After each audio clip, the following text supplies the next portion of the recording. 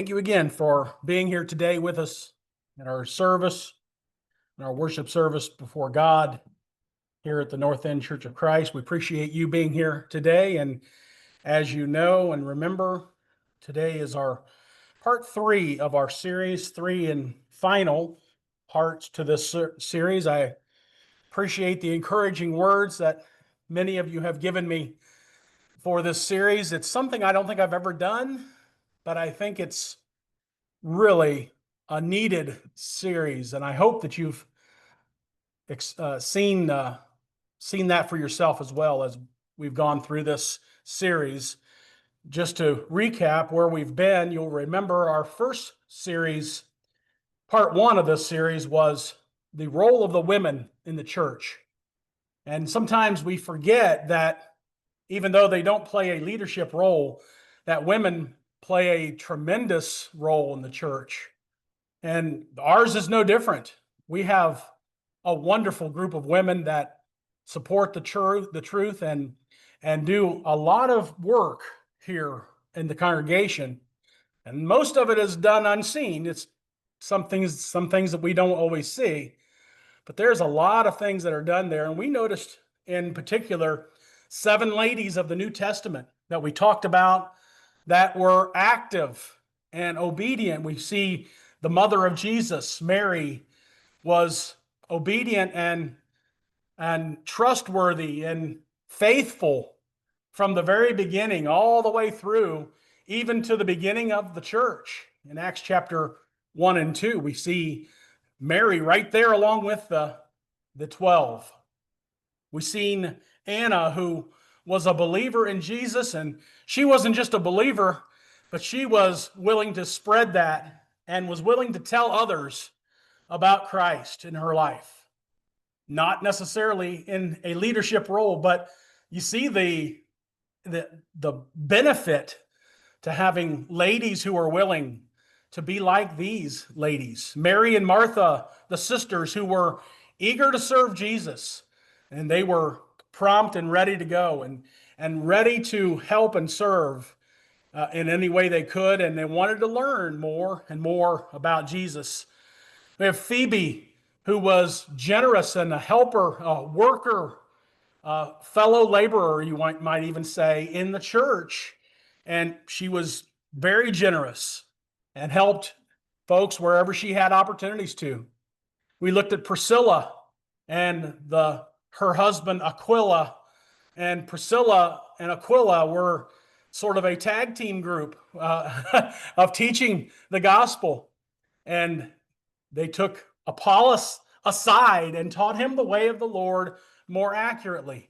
Wasn't in a public way, but they still got the job done in a private way. But yet Priscilla was a wonderful helper and teacher of the gospel. Lydia, who was a businesswoman, we're not told, but probably very wealthy, or at least had some wealth. And she obeyed and was generous with what she had. And so we see the role that the women play then and now, today, is vital to the growth and the strength of each individual congregation. So true. Last week, we looked at the role of men in the church. And we talked about that, and that's going to dovetail a little bit into our lesson, our final third series lesson of this series today as well. But you'll recall that men from the Bible are to be the leaders of the congregation, and they are to teach and preach in a public way. They're to set examples for others and to support the church in every way possible. And most importantly, one of the most important things is that they're to be leaders of their family, which is where we'll dovetail lesson 2 into lesson 3 today, because that's what we want to talk about today, is the role of the family in the church. And as I said to start this series off, it is vitally important for each individual member to find your role in the church. We are a unique group. I'm not sure how unique, but we're unique in the sense that we have a lot of single men and women in our congregation. You might be a widow or a widower, or maybe you've never been married or whatever.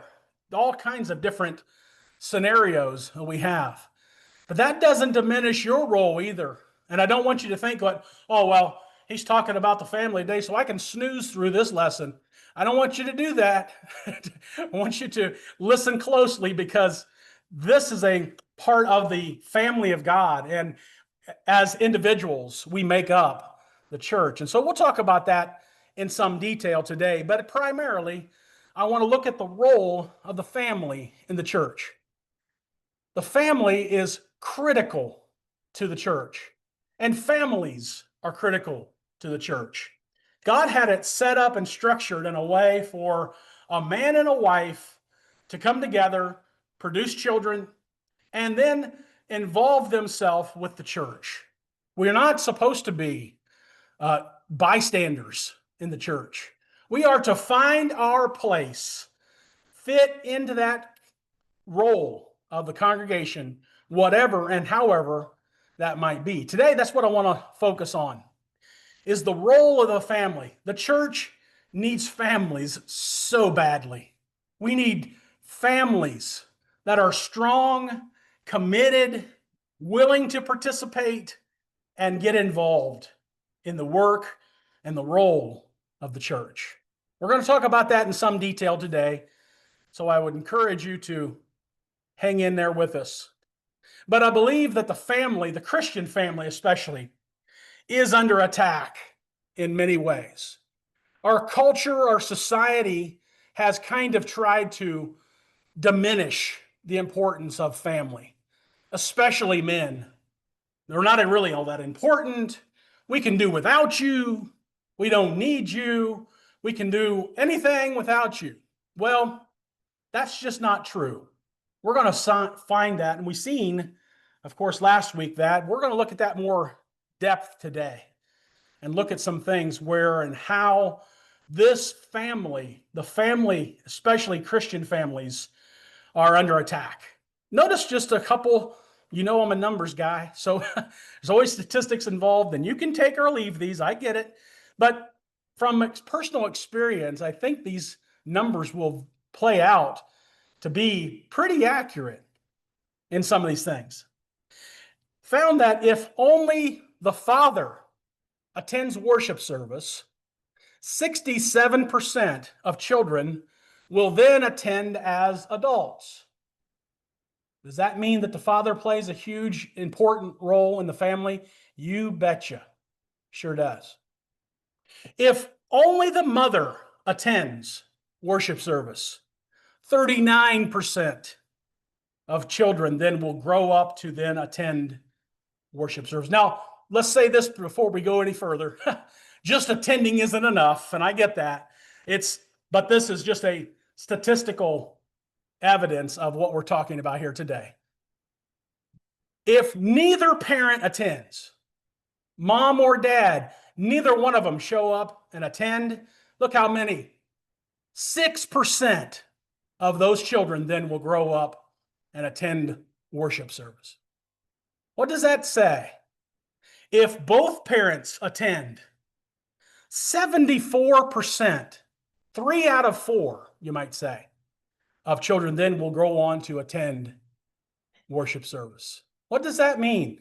I'd like to focus on that statistic today.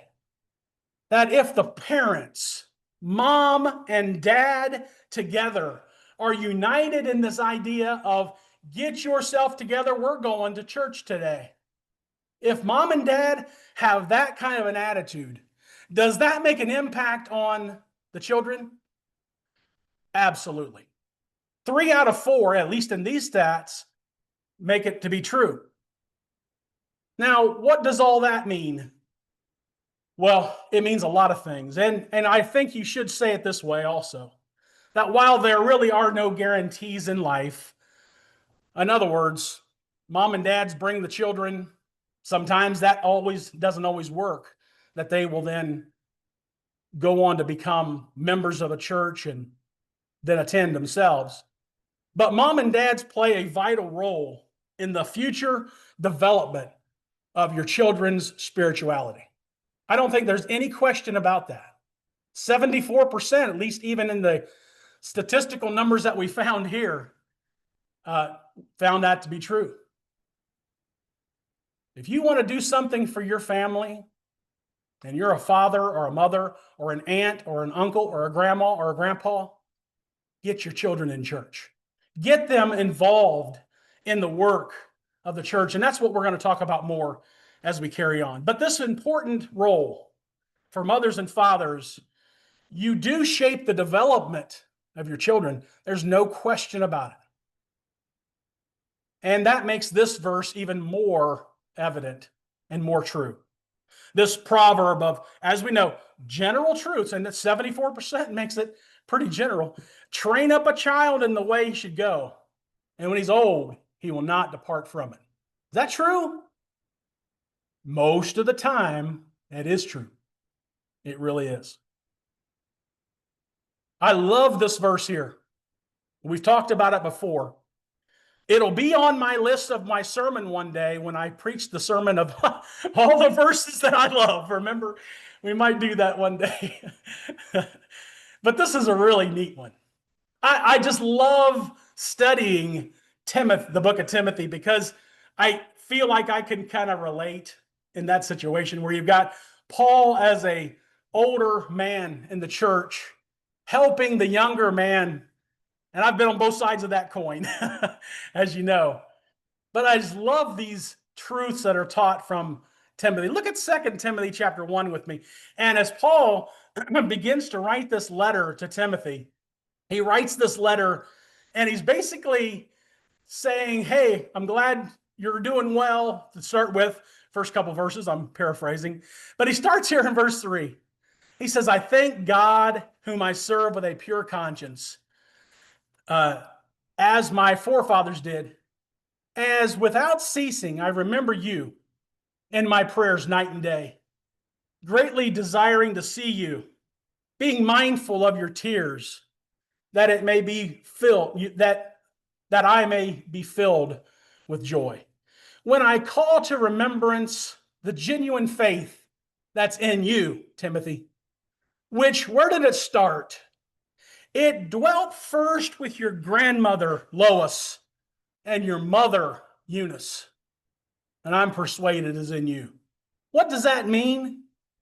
Moms and dads, grandmas and grandpas, you make a huge impact on your children. It did in Timothy's case.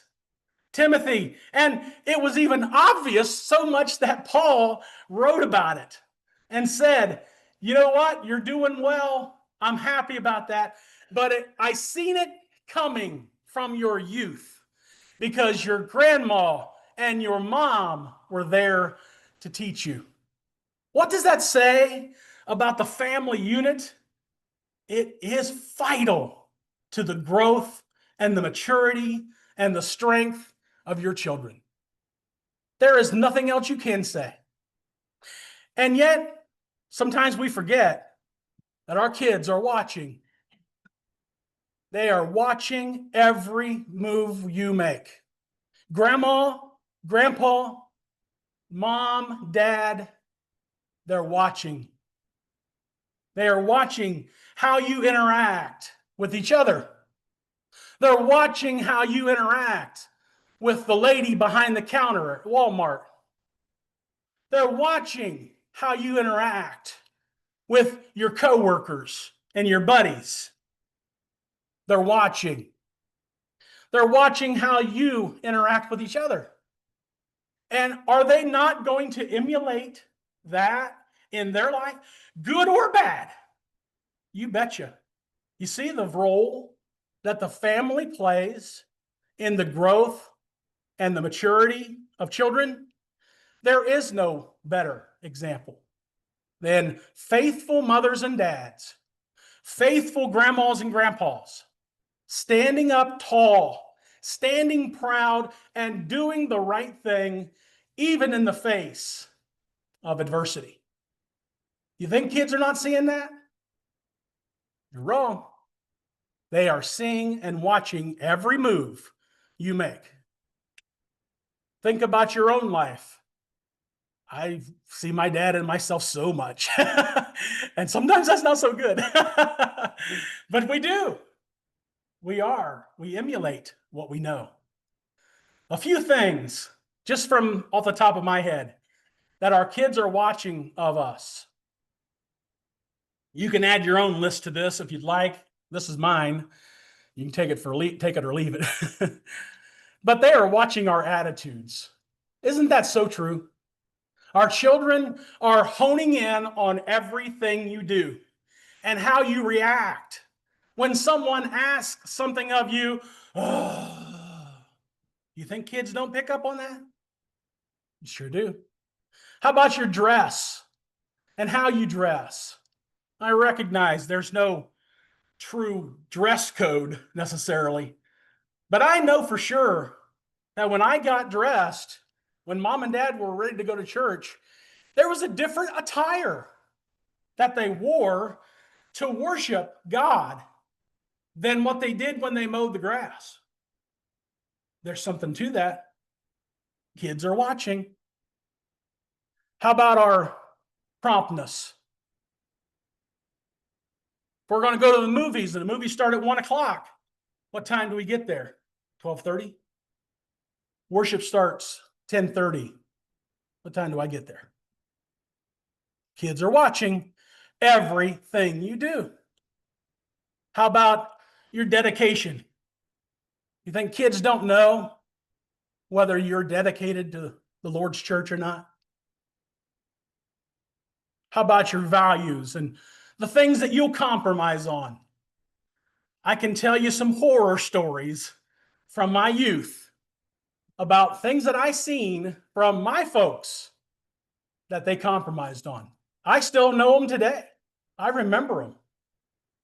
You think that doesn't make an impact on your family? The family is under attack. And we've got to be stronger. Strong churches are made up of strong families, aren't they? Strong individuals. Well, our kids are watching.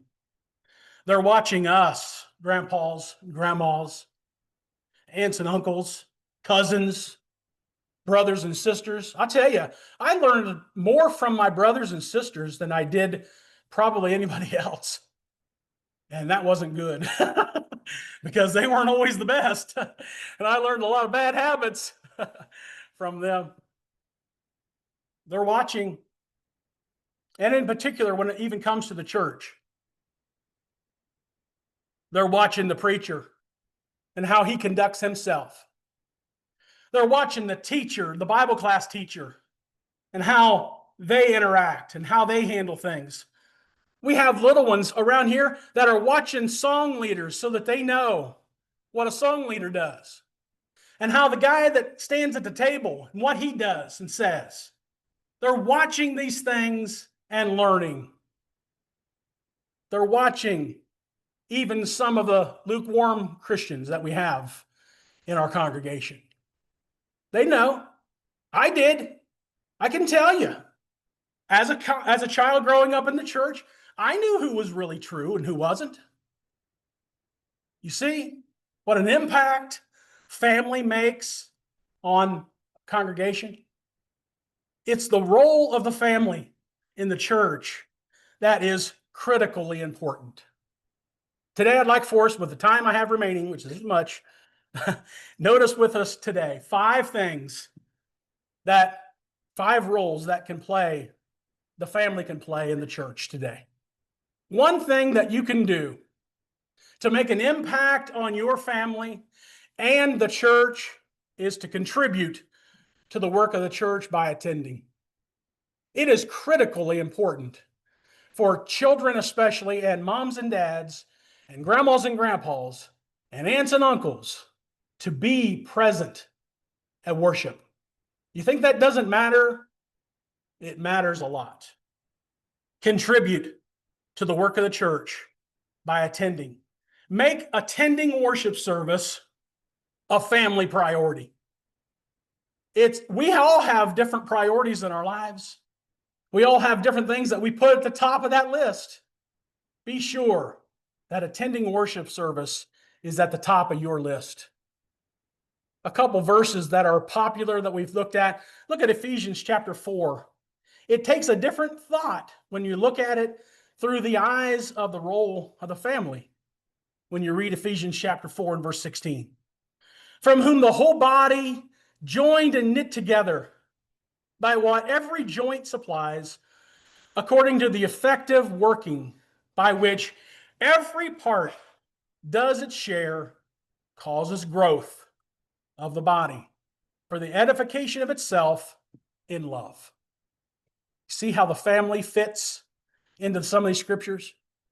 We see, and it's interesting, I don't really have time to study the entire thing, so I encourage you to do so. But Acts chapter 20 and verse 7, we notice often, if you look at that context, you see Paul making special arrangements so that he can be present with the church together on the first day of the week. It's obvious, but look, chapter 20 and verse 7, we see that on the first day of the week, when the disciples came together to break bread, Paul, ready to depart the next day, spoke to them, continuing his message until midnight. Some folks don't take that as a priority, worshiping together. So they need to go on a trip. They'll just go that day. Oh, well, we missed that day. What's the problem? Paul made a special mention and made special arrangements to hang around so that he can be there on the first day of the week. Make worship service a priority in your family. Making worship service and attending, using these opportunities for the church to volunteer as a family, to encourage one another, and to help maybe with the visitors. Loretta and I done some traveling in our days. And whenever we try to travel, when we do travel, and it is on the Lord's Day, we try to find a congregation to worship with. We were in, I think it was South Dakota, and we were there worshiping, and that congregation allowed the children to participate in this idea of visitors. And what they did was each child had a little gift basket. It had, I don't know, a few, some little doodads and that sort of thing, I forget now what was in it.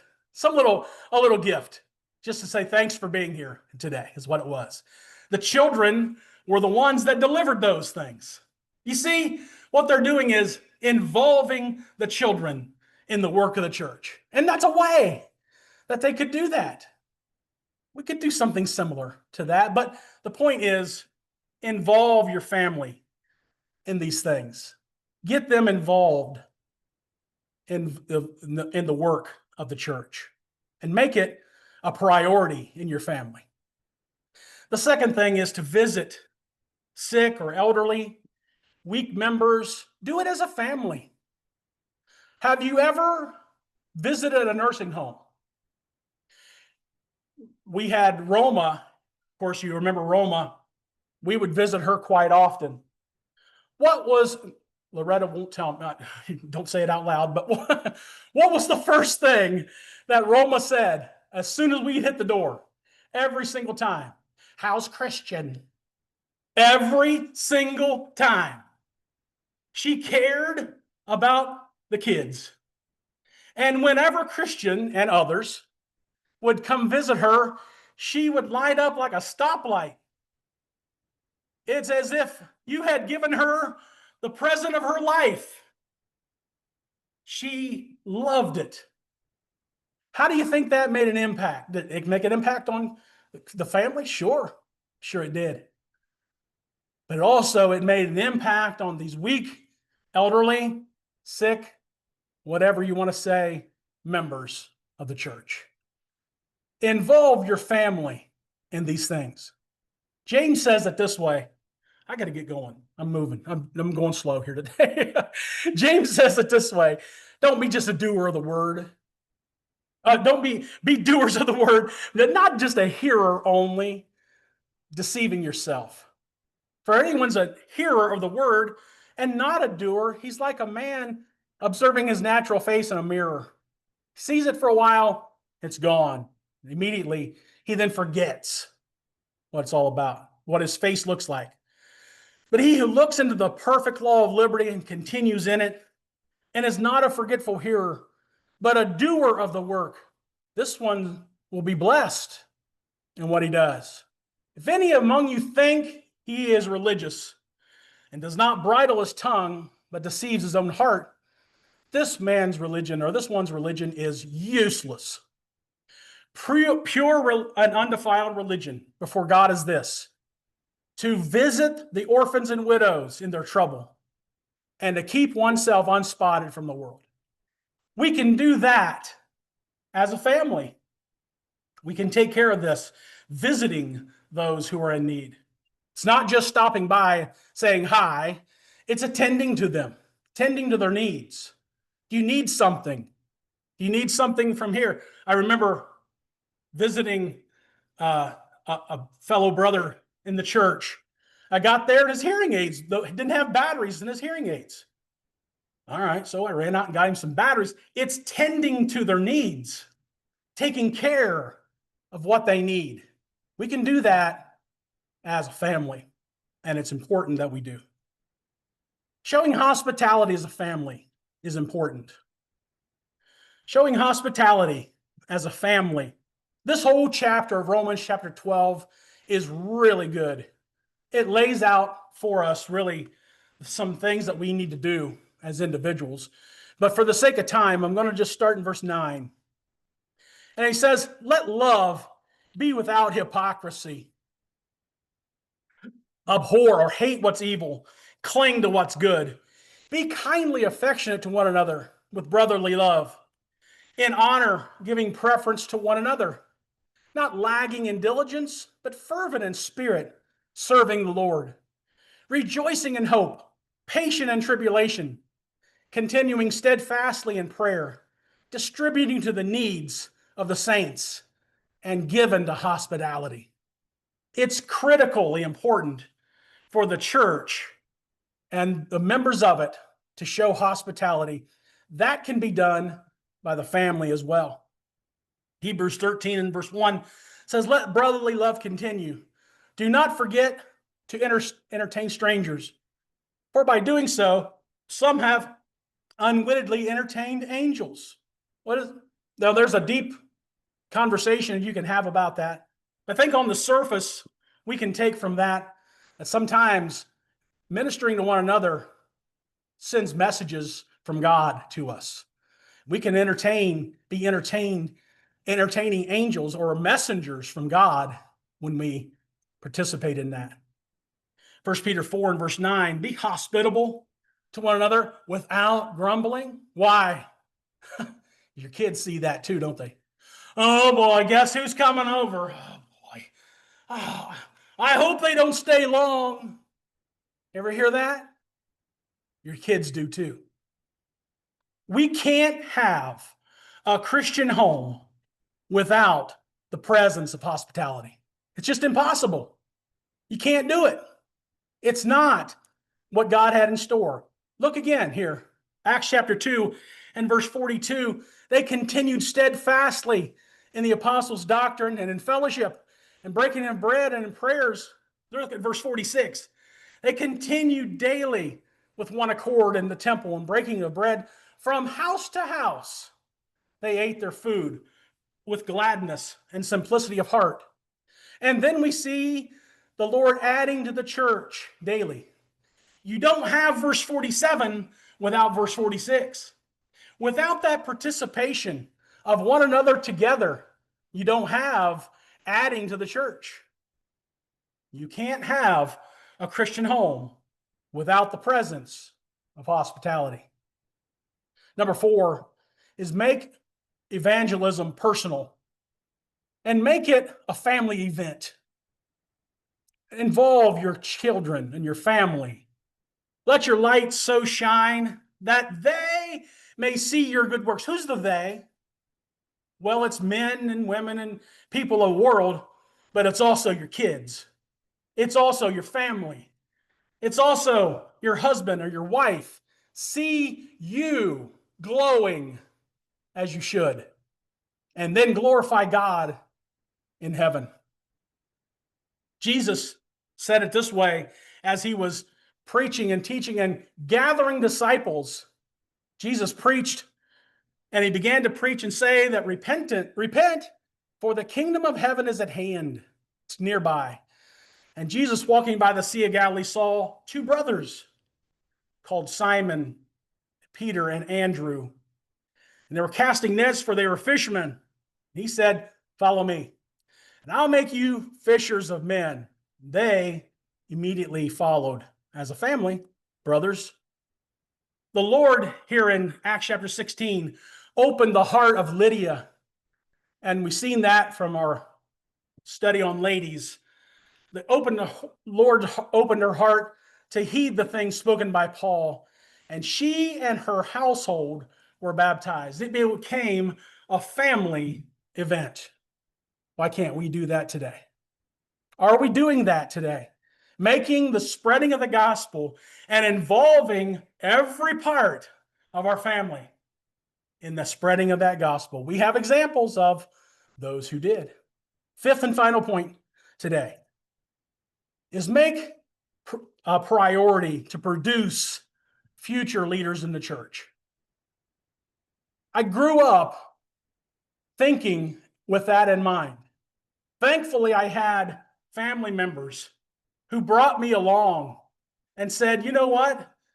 You're going to have to be a leader in the church one day."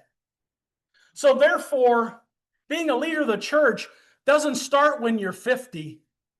It starts when you're 5 or 3 or 2. Why?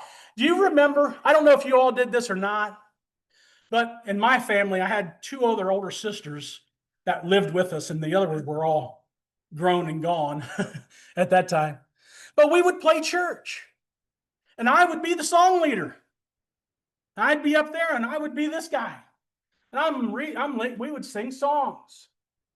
And then we would take some crackers and some grape Kool-Aid, and we'd have Lord's Supper. We'd pass it around. I was the guy who would pass it around. Just like, you see, kids are watching, and they know what goes on. They know what needs to go on. It is instilling these values of leadership in child's minds.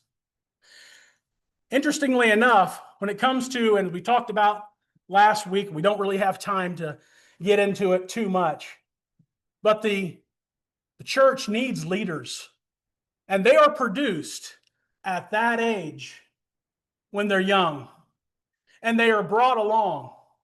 Because if you wait until they're 50 and then start trying to produce leaders of the church, well, what will happen is they have created a life up to that age, or 50 or whatever years old, that maybe they have done things that disqualifies them for leadership in the church. Now what?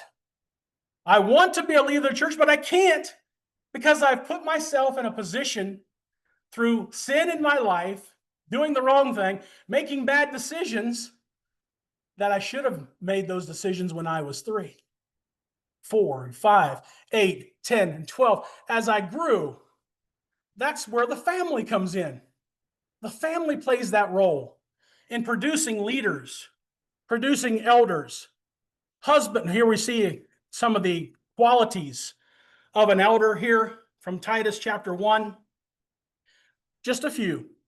A man must be blameless, husband of one wife. Yeah, well, I've had 9 of them. Well, you've got a problem now.